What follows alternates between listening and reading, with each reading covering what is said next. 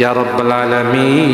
আল্লাহ, তুমি না কোরআনে বলেছো বান্দা যতই গুনাহ করবে আমার কাছে তাওবা করলে আমি তোমারে মাফ করে দেব।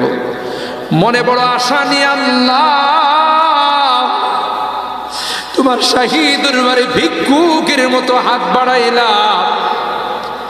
তুমি যদি ক্ষমা না করো, কে আমাদেরকে ক্ষমা করবে? কে আমাদের মাফ করবে? ভিক্ষুকে একজনের কাছে ভিক্ষা না পেলে আরেকজনের কাছে পায়। এক দুয়ার থেকে বিতাড়িত হলে আরেক দুয়ারে যায়।